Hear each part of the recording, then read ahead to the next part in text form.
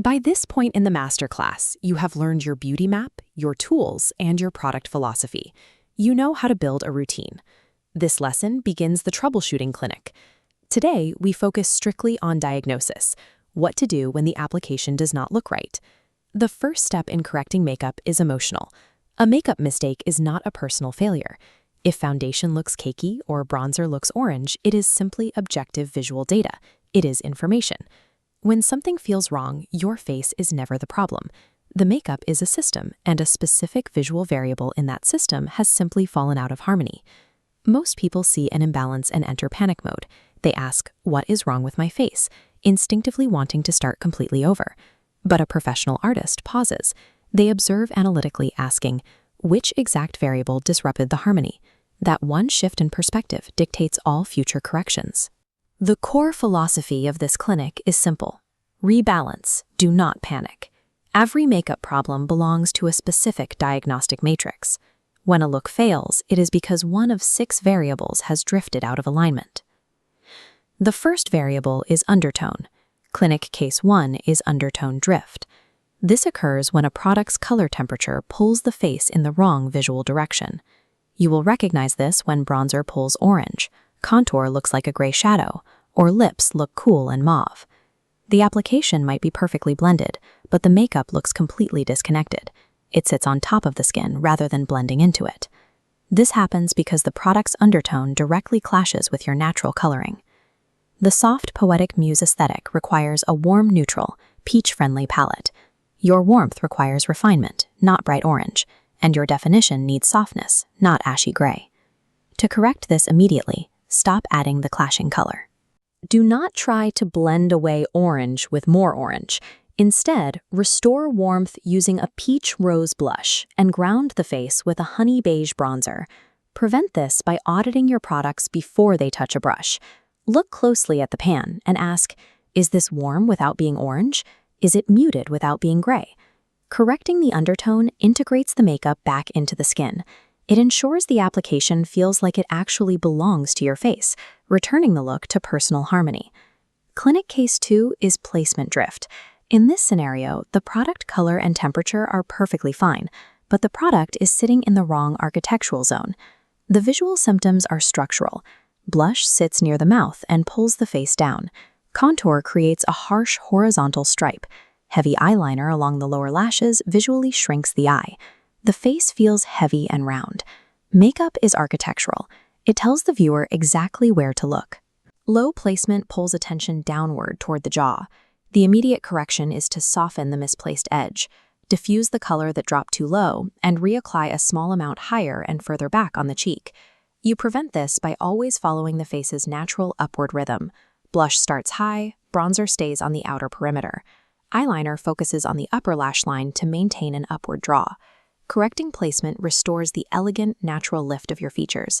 You achieve high cheekbones and lifted eyes strictly through placement, without ever needing a heavy contour. Clinic case 3 is texture breakdown. The color is right, the placement is right, but the surface behavior of the makeup looks artificial. This looks like cakey foundation, chalky blush, chunky highlighter, sticky lip gloss, or heavily clumping mascara. Texture is determined by how light interacts with the skin. Breakdown occurs when poor skin prep underneath the makeup, dirty tools, or too many thick layers disrupt that light reflection. The result is a surface that looks coated rather than breathable. Correcting texture requires pressure and restraint. If foundation is cakey, do not try to fix it by layering more liquid over the top. Take a clean, damp sponge and press away the excess product. If powder looks dry, mist the face lightly and press it. Prevent this by defaulting to thinner layers from the start. Let your skin prep settle completely and prioritize satin, finely milled powders, and cream-to-powder finishes over heavy mattes or chunky glitters. Correcting texture restores skin realism. Your face should look refined and believable, giving the makeup a highly polished, expensive finish. Clinic case 4 is contrast overload. This happens when the visual weight of the makeup becomes too strong for your natural coloring. The symptoms are highly visible: a severe black eyeliner that dominates the eye, blocky dark brows, extremely pale concealer under the eyes, or overly dense false lashes. The Soft Poetic Muse aesthetic relies on soft to moderate natural contrast. When you introduce harsh black pigments or extreme highlighting, those harsh edges easily overpower the natural softness of your features. Correct this by reducing the strongest edges.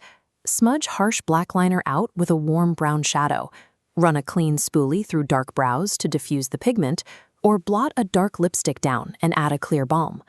Prevent contrast overload by choosing medium depth definition as your baseline. Default to taupe brown brows instead of black, and select a soft brown liner to frame the eyes. Managing contrast gives you controlled definition. It allows your eyes and lips to stand out with clear presence, while ensuring the overall look never becomes severe. Clinic Case 5 is intensity overload. In this case, the undertone is perfect and the placement is exact, but the sheer volume of product on the face is overwhelming. Blush looks stamped on. Bronzer looks incredibly heavy. The entire face feels visually louder than you planned. This is a calibration error. It usually happens because you are focused closely on one specific zone during application, losing sight of the whole face. It also happens when a camera washes out your features, tempting you to over-apply in real life to compensate. To correct this, lower the visual volume. Take a clean, fluffy brush and gently diffuse the edges of the intense color. Or take your foundation sponge and press it directly over the heavy blush to dial it back. Prevent intensity overload by building products in sheer, slow layers. Always tap away the excess powder before it reaches your face, and step back from the mirror frequently to check the balance from a normal speaking distance. Calibrating intensity restores proper proportion to the face. The cheek remains visible and warm, but the application looks intentional and polished rather than loud. Clinic Case 6 is product or tool condition. Sometimes you diagnose the face and realize your technique is flawless. The issue is that your external materials have failed. You will see eyeshadow going on patchy, bronzer looking muddy despite perfect placement, eyeliner skipping across the lid, or foundation immediately separating on contact with the skin. This happens because makeup changes over time. Unwashed brushes hold old oils and pigment. Mascara dries out, powders develop a hard film on the surface, and liquid formulas expire and destabilize. Do not keep fighting a failing formula. The immediate correction is to switch tools. Grab a clean brush, use a fresh sponge, or gently scrape the hard layer off your pressed powder. Prevent this by maintaining a rigorous hygiene routine for your brushes and recognizing when a liquid product has changed in smell or texture and needs to be discarded. Clean tools and reliable formulas give you a predictable application. When the product behaves exactly as expected, you need far less of it to achieve a clean, refined softness. Sometimes the entire face feels slightly off, and you cannot identify which variable is causing it. When that happens, you evaluate the signature anchors. These are the 7 structural checkpoints of your aesthetic. Look in the mirror and verify. Do you have satin skin, high peach rose blush, soft honey beige bronzer, feathered brows, brown lifted liner, fluttery lashes, and warm plush lips? Determine exactly which anchor is missing from your face. Once you find the missing anchor, you follow the most important practical rule of troubleshooting. Correct the absolute smallest possible variable first. If the lip looks too beige and washes you out, just warm the lip color. If the eyeliner is too heavy, soften the liner with a brush. Do not wipe off the entire complexion because one detail is wrong. Making small, isolated corrections forces you to understand what the true issue was. Wiping the face and restarting blindly hides the lesson. If the whole face feels chaotic, use the emergency rebalance protocol to restore harmony. 1. Soften the base with a sponge. 2. Lift the blush. 3. Warm the lips. 4. Soften the brows. 5. Smudge the eyeliner. 6. Step back to evaluate. At the end of any troubled application, you can guide yourself back to harmony using the 4 questions of the mirror check. First, what visually changed too much? Second, which of the 6 variables, undertone, placement, texture, contrast, intensity, or product condition, caused that change? Third, which of the 7 signature anchors disappeared? And finally, what is the absolute smallest correction needed right now? Every problem fits into a category, and every category has a specific, isolated correction. Diagnose calmly, fix the smallest thing first, and rebalance.